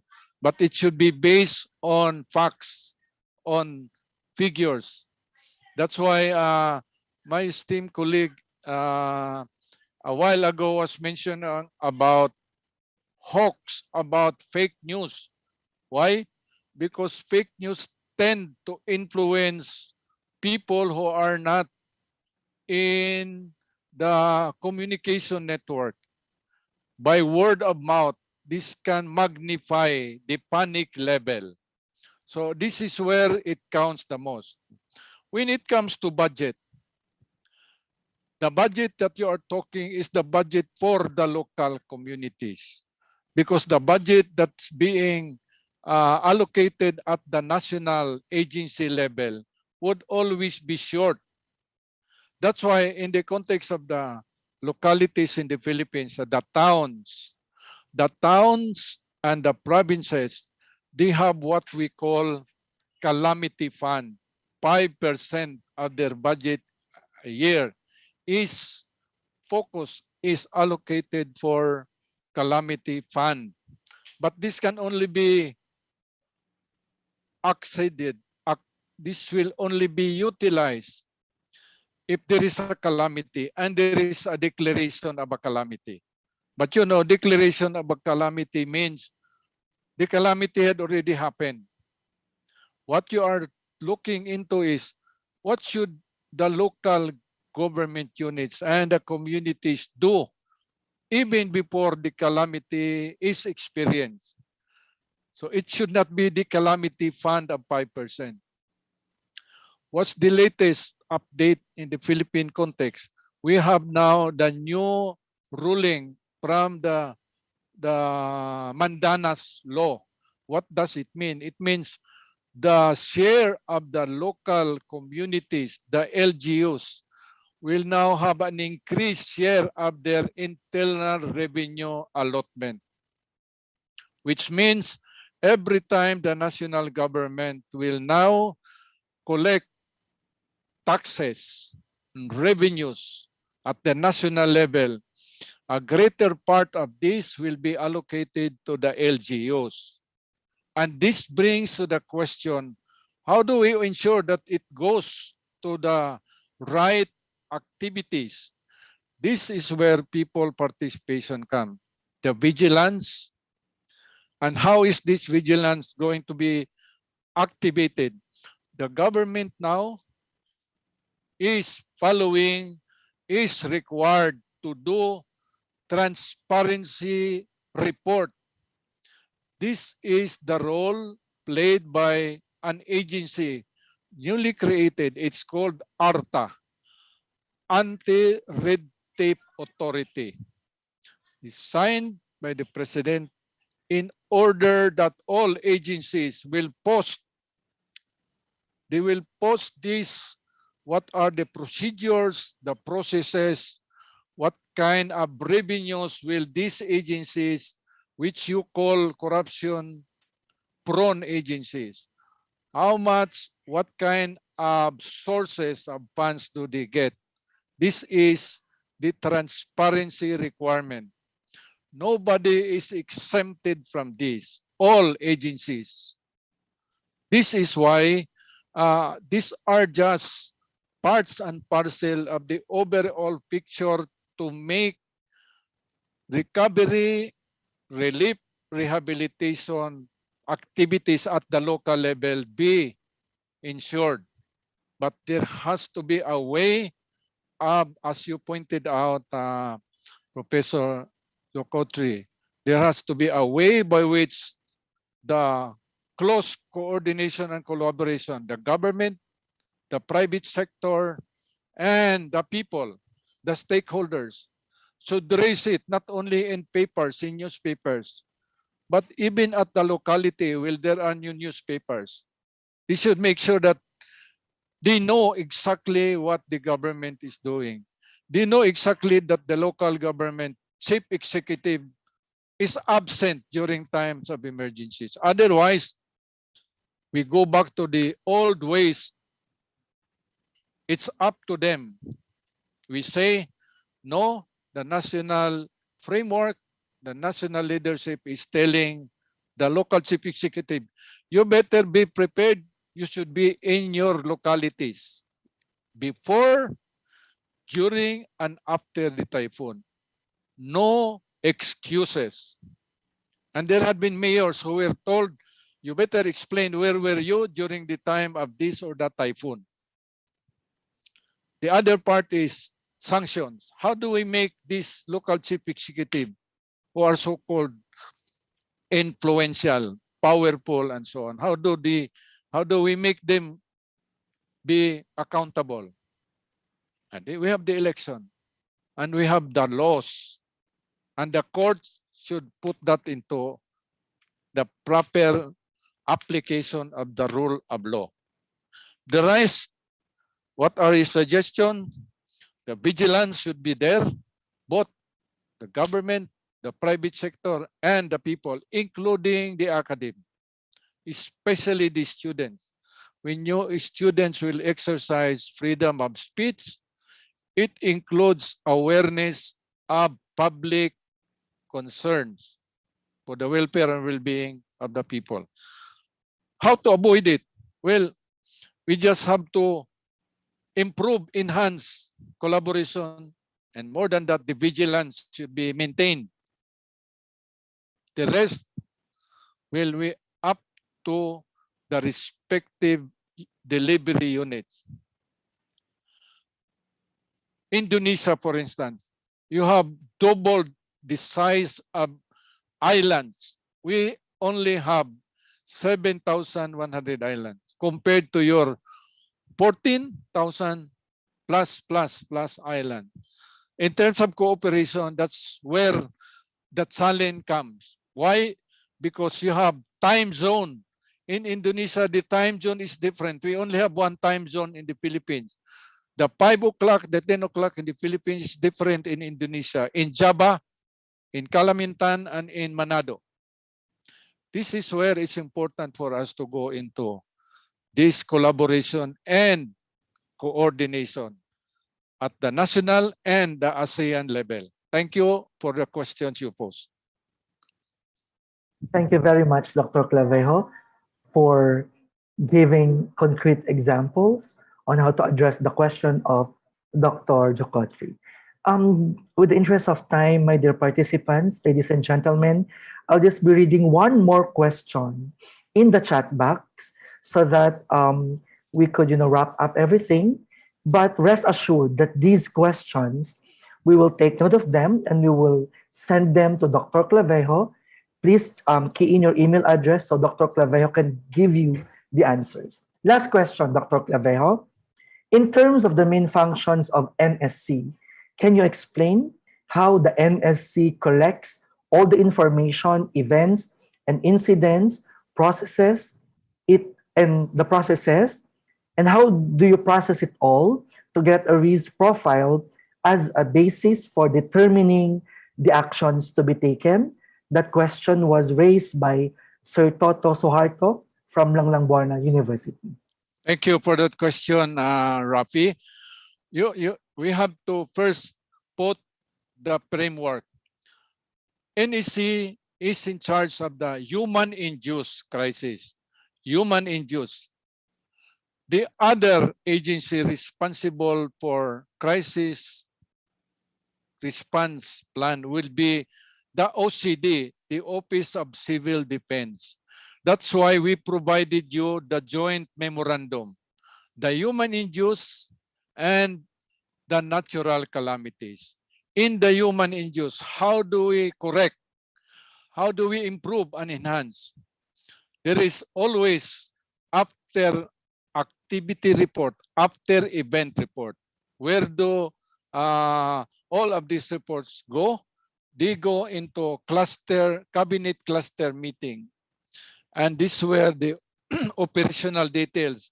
How many are supposed to be in the casualty? How much will be the devastation and so on. And the particular sanction is going to be in the context of agency.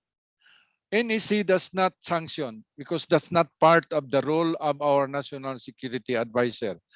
The cluster will say, this is what we need to do, and this is how we will recommend to the President for his executive action. It all boils down to the hierarchy and the process, the proper channel. But thank you very much for the question, because that question is really fully loaded. Why? Because when you speak, so where will the NEC be? NEC will be in the human-induced.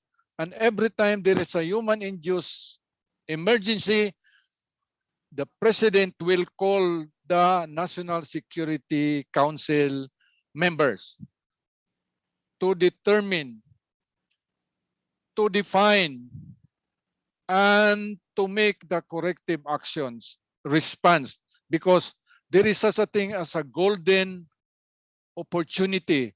The first so many hours is important for the responders and for the leaders to appreciate what's happening. Every time there is eruption, for instance, in time of eruption, the NEC will not be convened. It will be the OCD because it's natural calamities. But once the eruption converts itself into human-induced, there are now people organized who will hit for warehouses, department store, and so on. That's where National Security Council will be convened because it now involves human-induced. Otherwise, we go for the science-based OCD, alert signal, and advisories. I hope that answers the question, Rafi. Very clear answer, Dr. Clavejo, and thank you for explaining to us the process on how you submit all the reports to our top, to the government. Thank you very much, Dr. Clavejo. So there you go, ladies and gentlemen. Before we end the open forum, let us always remember that everything should be considered, and remember that if we always make plans, because if we plan to fail, then we fail to plan. Again, rest assured that those questions that were not answered in the chat box will be emailed to Dr. Clavejo, And to those who ask those questions, please type your email addresses in the chat box. Then we will forward all the questions to Dr. Clavejo. Thank you so much. And I think that ends our open forum. May I give the floor to our MC, Mr. Dudi Yudkasuma. Sir.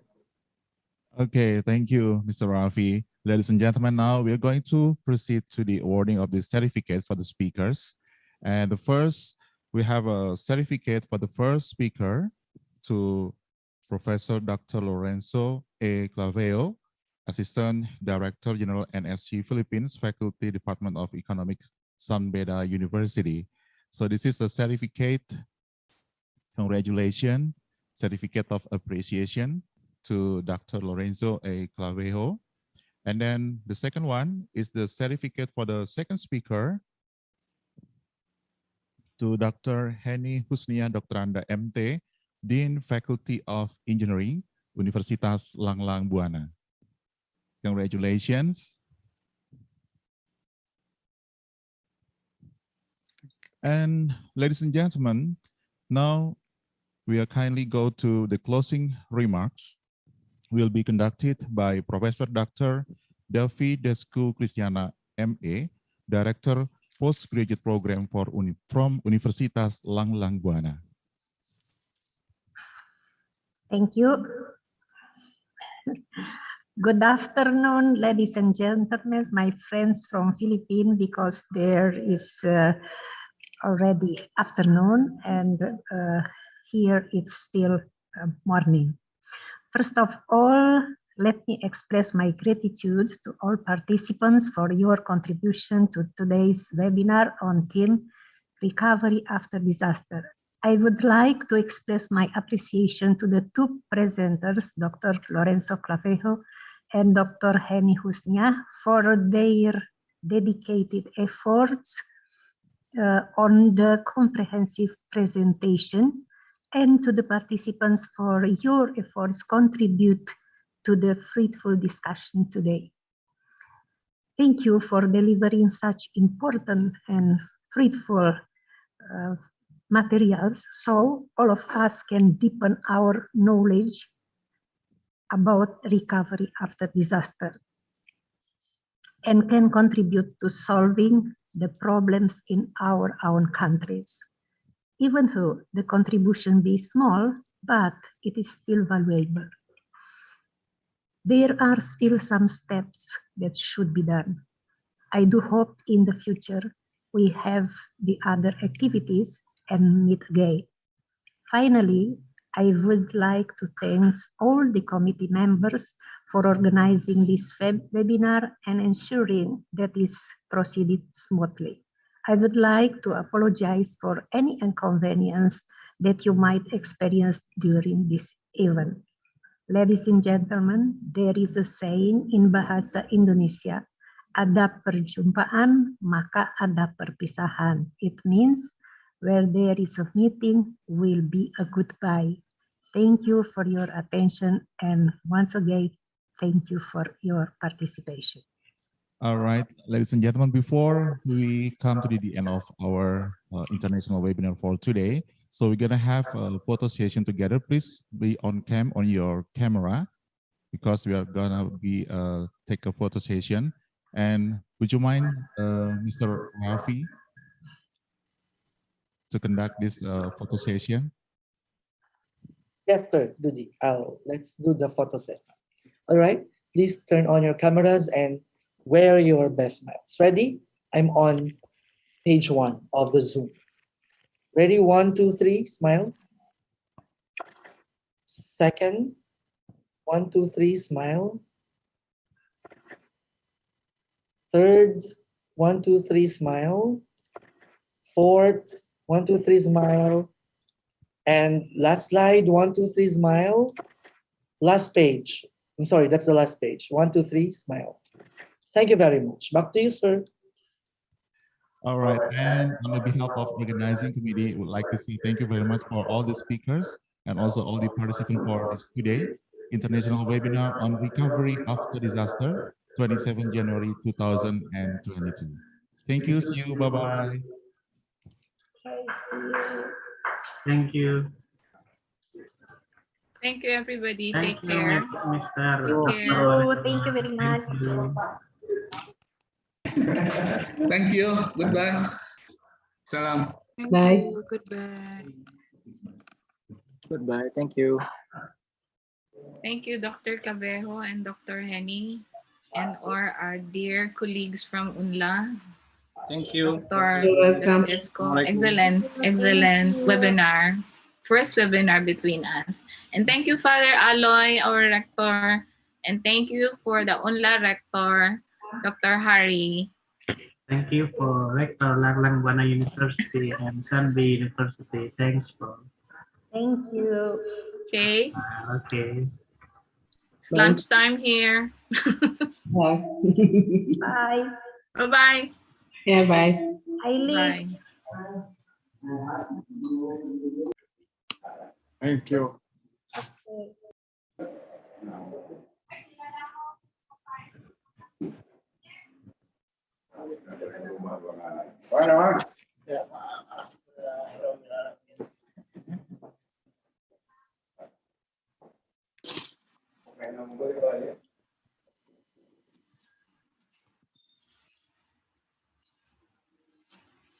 So everybody left.